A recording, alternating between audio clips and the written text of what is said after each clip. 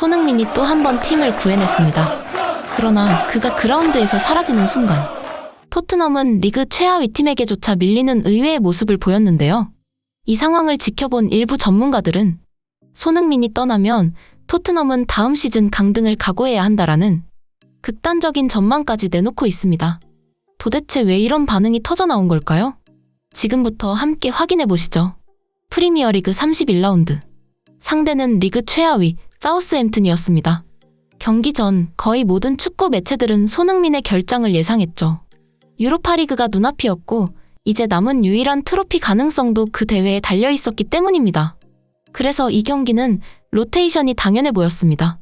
주전들의 체력을 아끼고 다음 경기에 집중해야 한다는 게 중론이었는데요. 하지만 라인업이 공개된 순간 SNS는 순식간에 술렁이기 시작했습니다. 댓글은 팬들의 욕설로 도배됐는데 그 이유는 단 하나. 손흥민이 선발로 출전한 겁니다.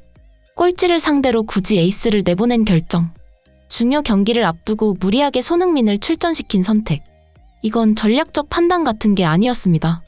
포스테코글루 감독이 얼마나 벼랑 끝에 몰려있는지를 그 선택 하나가 그대로 보여줬죠. 트로피보단 생존, 유럽 무대보다 한 경기라도 더 살아남는 게 감독의 목적이었던 것입니다. 결국 그는 마지막 희망을 손흥민에게 걸 수밖에 없었죠. 특히 팬들 사이에서 가장 회자된 건 이 한마디였습니다. 안제 감독, 진짜 급하긴 급했나 보네.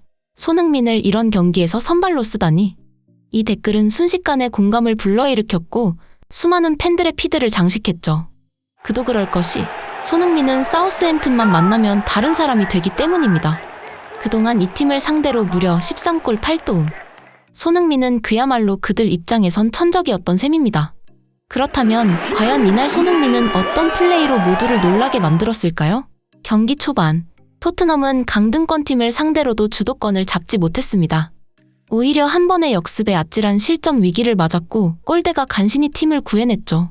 미드필더 제임스 매디슨은 이날도 부진했습니다. 아군 진영에서 볼을 뺏기며 상대에게 결정적인 슈팅 기회를 내줬고 다른 선수들 역시 잦은 턴오버로 공격 흐름을 끊어버렸습니다. 경기는 좀처럼 풀리지 않았고 결국 이번에도 손흥민이 나설 수밖에 없었습니다. 공격 수임에도 중원까지 내려와 직접 볼을 배급하며 경기를 조율하기 시작했죠. 그리고 단 한 번의 날카로운 패스로 상대 수비 라인을 무너뜨렸습니다. 놀랍게도 손흥민의 움직임 이후 경기의 흐름은 완전히 달라졌습니다. 수비 3명을 절묘하게 가르는 킬패스로 공격을 이끌었고 특히 이 장면, 측면에서 박스 안으로 파고드는 손흥민의 드리블에 상대 수비 3명이 한꺼번에 몰렸습니다. 그러자 손흥민은 그 빈 공간을 정확히 읽어내며 브레넌 존슨에게 절묘한 패스를 연결합니다. 하지만 아쉽게도 슈팅 직전 태클에 막히며 득점으로 이어지진 못했죠. 이날 손흥민은 수비수를 끌어들이며 끊임없이 공간을 만들고 기회를 창출했습니다. 그리고 마침내 경기 시작 13분 만에 골망을 흔듭니다. 이번에도 시작은 손흥민이었습니다. 공을 몰고 빠르게 전진하자 사우스햄튼 수비진이 본능적으로 그에게 몰리기 시작했죠. 하지만 손흥민은 욕심을 내지 않았습니다. 뒤에서 쇄도하던 스펜스를 정확히 찾아냈고 스펜스는 곧바로 브레넌 존슨에게 연결. 결국 깔끔한 마무리로 선제골이 탄생했습니다.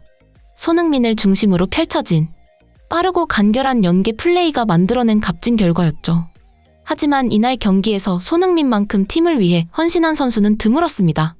대부분의 선수들이 기회만 포착되면 곧바로 슈팅을 선택하는 모습이었죠. 특히 아쉬웠던 건 그 순간마다 손흥민이 노마크 찬스로 서 있었다는 사실입니다. 이 장면을 보시죠. 베리발이 과감히 박스 안으로 침투하자 수비수들이 그에게 달라붙습니다. 하지만 그는 손흥민처럼 시야를 넓게 보며 패스를 선택하지 못했습니다.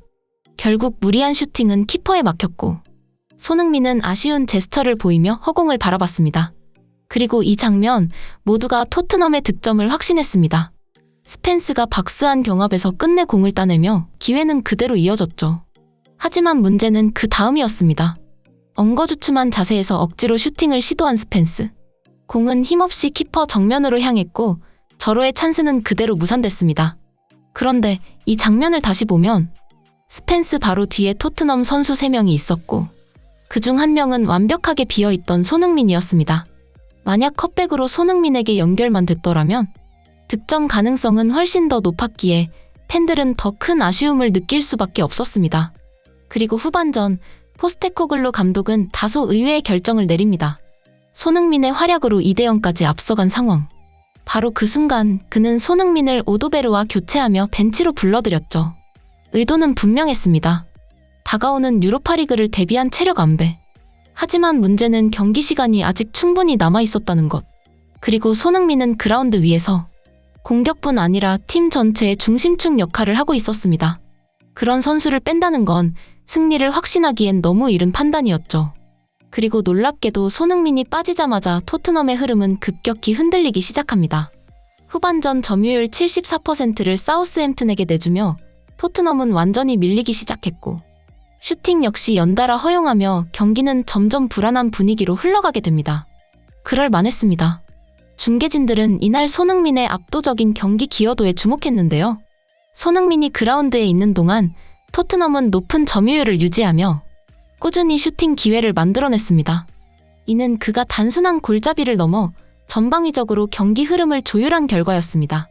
특히 손흥민이 있을 때 토트넘의 공격 전개 성공률은 약 78%. 하지만 교체 이후 그 수치는 38%까지 급감했다고 합니다. 손흥민이 빠진 이후 더 큰 문제는 사우스햄튼은 라인을 점점 끌어올리며 오히려 토트넘을 압박하기 시작한 것인데요.